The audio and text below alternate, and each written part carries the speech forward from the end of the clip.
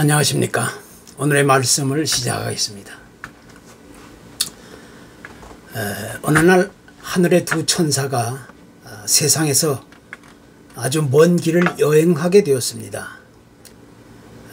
그런데 여행 도중에 어느 부잣집에서 하룻밤을 지내게 되었는데, 그 부자는 두 천사들에게 자기 집의 그 많은 방들 중에 가장 허술하고 차가운 지하실 그 방 하나를 내주게 되었습니다. 이제 밤이 깊어 두 천사가 잠자리에 들게 되었는데, 그때 이 늙은 천사가 벽에 구멍이 난 것을 발견하고 얼른 그 구멍을 메워주게 되었습니다. 그러자 옆에 있던 젊은 천사가 의아해서 이렇게 물었습니다. 선배님, 우리를 이렇게 아무렇게나 대해주는 사람에게 그렇게까지 친절을 베풀 필요가 있습니까? 그러자 늙은 천사는 눈에 보이는 게 다가 아니라네 라는 말로 그에게 일러주었습니다. 이제 그 다음 날 두 천사는 서둘러서 그 집을 나와 여행길을 이제 또 계속하게 되었는데, 그날 또 저녁이 되자 이번엔 아주 가난한 농부의 집을 찾아가 하룻밤을 머물게 되었습니다. 이 가난한 농부는 자신들이 먹기에도 부족한 음식을 두 천사에게 아주 정성껏 대접하면서 또 자신들이 사용하는 그 침대까지도 아주 친절하게 내어주었습니다. 그런데 그 다음날 아침 일어나 보니까 그 농부 내외가 자신들이 소중하게 여기고 있는 그 암소가 아무런 이유도 없이 갑자기 죽어 있는 것을 발견하고 참으로 비통하게 슬퍼하며 눈물을 흘리고 있는 것이었습니다. 이 죽은 암소는 그 집에 우유를 공급하며 생계를 이어주는 유일한 수단이었었던 겁니다. 그러자 이것을 본 젊은 천사가 화가 나서 옆에 있는 그 선배, 그 늙으신 천사에게 따지듯 물었습니다. 많은 것을 가진 부자에게는 그렇게 불친절하게 대해주는 우리에게 아주 정성껏 도와주더니 이렇게 우리를 친절하게 대해주고 있는 이 가난한 농부에게는 왜 아무런 관심이 없으십니까? 왜 이 집에 그토록 소중하게 여기는 암소를 죽게 만들었습니까? 이렇게 말합니다. 그러자 그 선배 늙으신 천사가 대답하기를, 부잣집의 지하실 방에서 하룻밤을 지나게 될 때 내가 그 방에 구멍이 나 있는 것을 막아준 것은 그 구멍 속에 금덩이가 있던 것을 발견하고 그 금을 찾지 못하게 하려고 그 구멍을 막아버린 것이네. 그러나 어젯밤에 이 가난한 농부의 집에 죽음의 천사가 찾아왔는데, 그 죽음의 천사가 이 집 아내를 데려가려고 했는데 내가 그 부인 대신에 암소를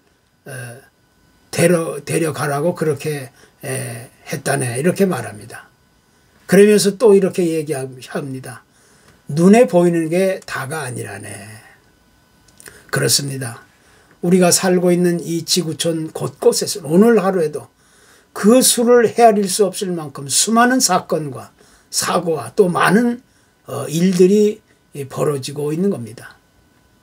그 많은 일들 중에는 우리가 쉽게 이해할 수도 없고 또 해결할 수도 없고 눈에 보이지도 않는 일들이 아주 곳곳에서 끊임없이 일어나고 있는 겁니다.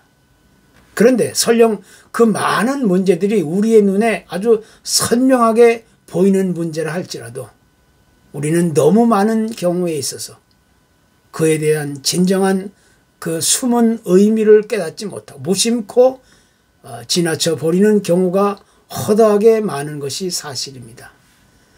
그러니까 다시 말하면 우리는 너무나 단순하고 일방적이고 주관적으로만 생각하고 판단하면서 눈에 보이는 것만이 전부라고 생각하며 살아가게 된다는 것입니다. 사람들이 자주 사용하는 말 중에 빙산의 일각이다 라는 말이 있습니다.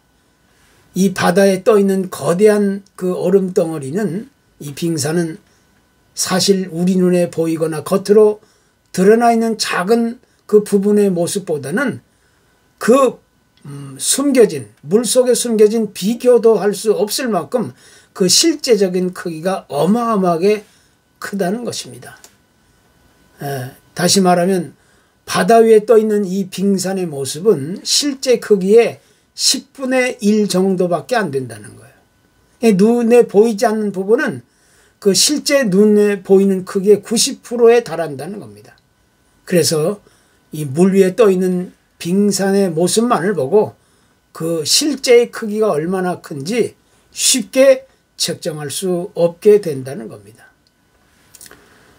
그런데 문제는 이것은 단순하게 빙산에 대한 그런 이야기만이 아니라 우리가 현재 살아가고 있는 이 세상의 대부분의 많은 일들도 사실은 우리 눈에 직접 보이거나 나타나 있는 것보다는 우리 눈에 보이지 않는 부분들이 오히려 더 많고 크고 중요한 의미를 지니고 있다는 사실을 우리가 보게 되는 겁니다. 그래서 우리가 이 세상에 살아가는 동안 단순하게 눈에 보이게 나타나는 그 현상만을 보고 우리가 판단하고 선택하고 결정하게 된다면 우리는 수많은 실수와 착오를 피할 수 없게 되는 겁니다. 구약의 다윗과 그 골리앗의 싸움 이야기는 누구나 잘 알고 있는 내용입니다. 그런데 사실 말하기 부끄러울 정도로 이 다윗이 그 거인 골리앗을 상대로 싸운다는 이야기는 참으로 어이없는 그런 이야기일 수밖에 없는 겁니다. 아무 보잘것도 없고 별 볼 일 없는 미미한 그 어린 다윗이 어떻게 그 거인인 적군 그 골리앗을 상대로 싸울 수 있겠습니까? 누가 보더라도 이것은 말이 안 되는 그런 허황되고 아주 맹랑한 이야기일 수밖에 없는 겁니다. 하지만 어린 다윗은 눈에 나타나 보이는 것만으로 싸움터에 나간 것이 결코 아닙니다. 다윗은 자기 눈에 비록 보이는 것은 보잘것없이 가진 것도 없고 미약하고 초라했지만 그는 다른 사람들이 보지 못하는 믿음의 눈이 있었던 겁니다. 그래서 그는 누구도 보지 못하는 하나님의 위대한 능력과 주권을 믿고 있었기 때문에 그 믿음의 눈을 가지고 담대하게 적군인 거인 골리앗을 상대로 싸워 이길 수 있었던 이야기입니다. 다윗은 어떤 뛰어난 능력과 재능이 있어서가 아니라 다른 사람들이 보지 못하고 갖지 못하는 믿음의 눈을 가지고 있었던 사람임을 우리가 다시 한번 확인해 볼 수가 있게 되는 겁니다. 특히 이스라엘의 역사 가운데는 이런 믿음의 눈이 가져다주는 유익함을 보여주는 사건이 많이 있는데 그 중에 또 하나가 이런 이야기입니다. 구약의 그 엘리사라는 선지자와 또 그의 비서였던 게하시에 대한 이야기입니다. 당시 이스라엘의 적국이었던 그 아람 왕은 어떻게 해서든지 모든 수단과 방법을 동원하여 그 엘리사를 제거해 버리려는 그런 계획을 가지고 있었습니다. 그런데 마침 그 아람 왕의 그 군대가 이제 그 계획을 따라서 엘리사의 집을 포위하고 있었을 때 이 모습을 그냥 지켜만 보고 있어야만 했던 그 엘리사의 부하 게하시는 얼마나 놀랐겠습니까? 이제 엘리사와 게하시는 꼼짝없이 아람 군대에게 잡혀 죽을 일만 남게 되었습니다. 이때 게하시는 참기 어려운 극도의 불안과 두려움에 사로잡히지 않을 수가 없는 겁니다. 그러자 이때 엘리사는 게하시의 눈을 열어 하나님의 군사들이 자신들을 둘러싸고 있는 그런 모습을 볼 수 있게 해주었던 겁니다. 그러니까 다시 말하면 육신적인 눈으로만 보였을 때는 게하시의 눈에는 아무것도 보이는 것이 없고 절망적인 상황이었습니다. 그렇지만 그가 믿음의 눈이 드디어 뜨여지게 되었을 때 하나님이 자신들을 위해서 그들과 함께 계신다는 사실을 분명하게 확인할 수 있게 되었던 겁니다. 그래서 우리는 이제 믿음의 눈을 가진다는 사실이 얼마나 소중한 자를 우리 다시 한번 강조하지 않을 수가 없게 되는 겁니다. 눈에 보이는 것만이 전부가 아니라는 사실을 우리는 다시 고백하지 않을 수가 없는 겁니다. 신약성경 히브리서 기자는 말하기를 믿음은 바라는 것들의 실상이요 보지 못하는 것들의 증거다 이렇게 말합니다. 다시 말해서 우리가 말하는 이 믿음이란 육신적인 눈으로 보이는 것이 아니라 보이지 않는 수많은 일들의 실제적인 모습이고 또 그 증거가 된다는 이야기입니다. 그렇기 때문에 우리가 하나님의 말씀을 대할 때에도 이 믿음의 눈을 가지고 보고 듣고 또 깨닫고 배워야 하는 겁니다.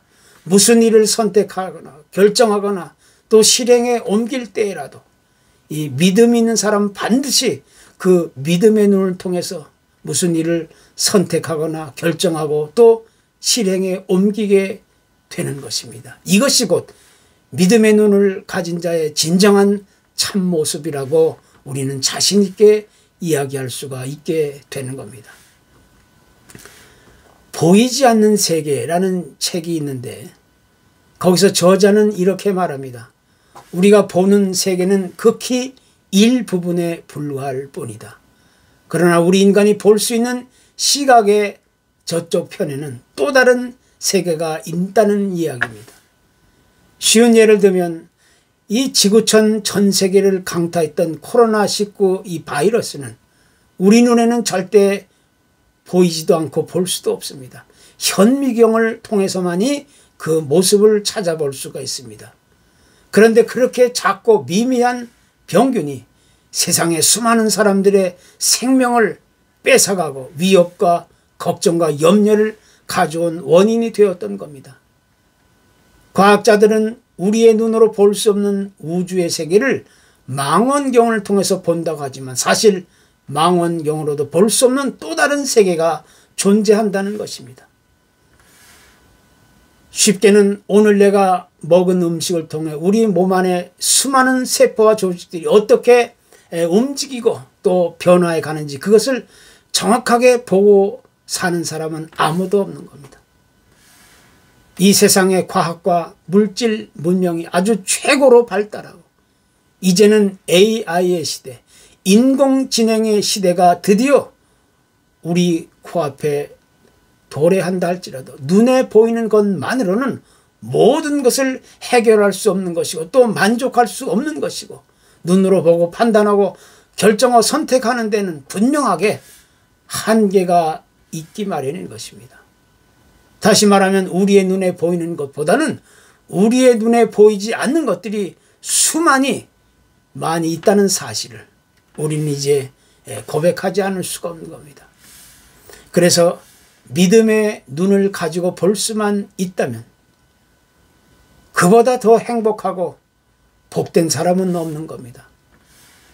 이 세상의 최종적인 마지막 문제에 대한 해답은 오직 믿음의 눈을 가진 사람들을 통해서 이 세상은 이루어지게 되는 겁니다. 보통 우리 한국 사람들은 새들이 노래하는 그런 모습을 보면서 소리내는 모습을 보면서 새가 운다 이렇게 이야기합니다. 쉽게 말하면 한국적인 표현으로 얘기한 모든 새들의 그 소리는 우는 것으로 묘사되고 있는 겁니다. 그래서 참새도 울고 비둘기도 울고 뻐꾸기도 울고 기러기도 울고 모든 새들이 운다는 겁니다. 그런데 영국이나 미국의 새들은 울기보다는 노래하는 것으로 표현하고 묘사되는 겁니다. 시인들이 글을 쓸 때는 꼭 새들이 노래한다라고 이야기합니다. 그렇지만 따지고 보면 새들이 운다거나 노래한다는 것은 그렇게 울거나 노래하는 것이 아니라 다 똑같은 소리인데 그 표현이 각기 다르다는 것입니다.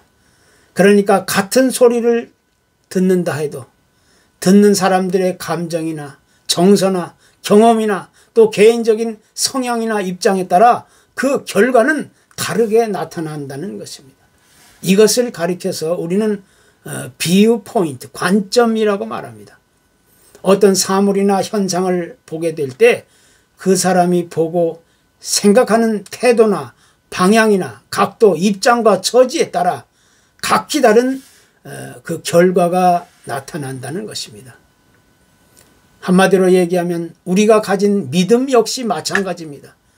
믿음이란 어떤 관점과 시각에서 보느냐에 따라 결과가 다르게 나타나게 되는 겁니다. 따라서 믿음의 눈을 가졌을 때 하나님을 올바로 보게 되고 성경을 올바로 대하게 되고 내 앞에서 일어나고 있는 현실적인 모든 삶의 모습과 현상들을 올바로 판단하고 평가할 수 있게 되는 겁니다. 그래서 우리는 이제 이 절대적인 믿음의 눈이 요구되는 그런 시대에 살아가고 있는 겁니다. 그런데 우리 인간의 타락한 본성은 자꾸 눈에 보이는 인간적이고 세상적인 것만을 바라보고 의지하고 쫓아간다는데 문제가 있는 것입니다. 그래서 사람들마다 자기 지식을 따르고 자기 논리를 따르고 자기 경험을 따르고 이기적인 자기 욕심과 고집과 주장을 따라서 세상을 살아가게 되는 겁니다. 내가 내 눈으로 직접 보고 확인하고 경험하고 느낀 것만을 믿을 수 있다는 이야기입니다. 그렇지만 그것이 아무리 과학적으로 증명이 되고 확인된다 할지라도 그것은 어디까지나 한계가 있기 마련입니다. 편향적일 수밖에 없는 이야기입니다. 우리 눈에 보이는 것만으로는 그 어떤 것도 결코 눈에 보이지 않는 것을 대신할 수는 없는 것입니다. 그것이 곧 우리가 가진 이 영적인 믿음의 세계라고 우리는 얘기할 수가 있습니다. 특별히 우리 인간은 문제가 없는 한 누구나 다 두 개의 눈을 가지고 있습니다. 이 두 개의 눈을 통해서 사물을 보고 인식하고 판단하는 그런 육신적인 아주 중요한 기능입니다. 그러나 믿음의 사람들에게 있어서는 또 다른 눈이 요구되는 겁니다. 그것을 가리켜 우리는 믿음의 눈, 영적인 눈이라고 말하는 것입니다. 아무리 눈이 좋은 사람일지라도 시력이 좋다 할지라도 눈이 건강한 사람일지라도 영적인 믿음의 눈이 뜨여지지 않았다면 그 사람은 살았지만 이미 죽은 사람, 믿음이 없는 사람입니다. 혹시 육신적인 두 눈이 없다 할지라도 영적인 믿음의 눈을 가진 사람이라 그 사람은 진정으로 하나님의 사람으로서 인정되고 기뻐할 수가 있는 겁니다. 그렇기 때문에 이제 우리는 단순하게 입으로만 말로만 형식적으로만 하나님을 믿는다고 외칠 것이 아니라 진정한 믿음이란 하나님의 말씀을 내 마음에 깊이 받아들이고 그 말씀을 의지하고 말씀에 순종하며 믿음을 따라 살아가는 사람을 가리키고 있는 겁니다. 그러한 믿음의 눈을 가진 사람을 하나님은 오늘도 찾으시고 또 찾고 계시는 겁니다. 그래서 이제 우리는 이 믿음의 눈을 떠야 할 때가 바로 이 시기라는 사실을 다시 한번 깨닫게 되는 것입니다. 감사합니다.